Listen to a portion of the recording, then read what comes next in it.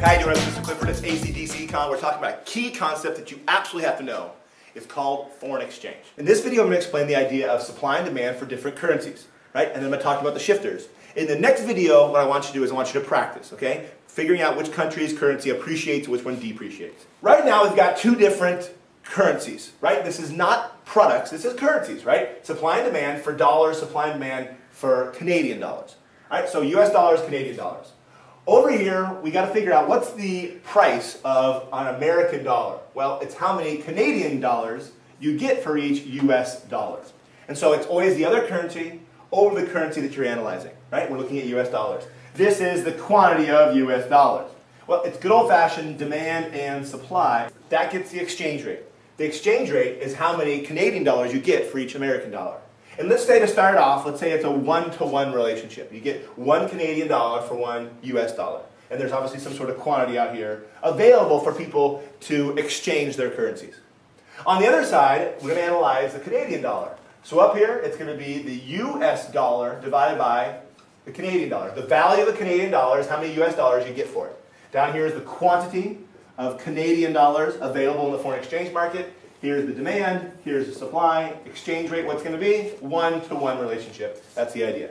Okay, now before we go any further, we have to figure out who is demanding and who is supplying. When we're analyzing dollars, who is the ones that demanding United States dollars? Don't say Americans, right? Americans don't demand our dollars, we're supplying them, right? The demand is determined by Canadians, right? Who's supplying? Well, we're supplying is by the US. You got to keep that straight because that's going to help you out later on. Now, over here, who demands Canadian dollars in the foreign exchange? Well, Americans. This is by Americans. And Canadians are the ones who are supplying it. Now, before we shift this thing, let's talk about the four things that will shift it, right? The four shifters of foreign exchange. All right, here they are. The first one is tastes and preferences. Another one is price level or inflation. The next one is going to be income. The last one is interest rates. And that's what we're going to use for this example, okay? Let's focus on interest rates. Let's say that in the United States, right, the interest rate is 15%, right? And in Canada, the interest rate is 2%. So let's think about what are Canadians and Americans going to do. The Canadians are going to take their dollars, convert them into American dollars, and then turn around and buy American bonds and get that 15% return, right? The demand is going to increase for American dollars. Why? Well, because Canadians want more of them, right? If the Canadians want these, they've got to supply their Canadian dollars, right? They've got to go to the foreign exchange and supply those. And so when they supply them, that leads to an increase in supply of Canadian dollars, and that ends up being a new location, right? Here and here. Let's say the situation of being 2-to-1. What does this have to be? It has to be 1-to-2, right? What's happening to the United States dollar? Did it appreciate or depreciate? Well, it appreciated. Appreciation is when the currency gets stronger, or now you get 2 Canadian dollars for each 1 American dollar. So the United States dollar appreciated relative to the Canadian dollar. What happened to the Canadian dollar? Well, it depreciated. Now you need 2 Canadian dollars to get 1 American dollar, right? Now I'm going to give you a rule here, right? Demand and supply always increase or decrease together. Right? If one country wants another country's currency, they've got to supply more of their currency to do it. Quick bonus round.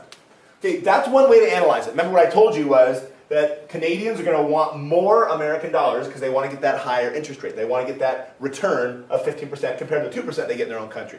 There's also something else going on here. Right? Normally, the United States would turn around and go buy, like Americans would buy a certain number of Canadian assets. But when we have a higher interest rate, are they going to do that anymore? The answer is no.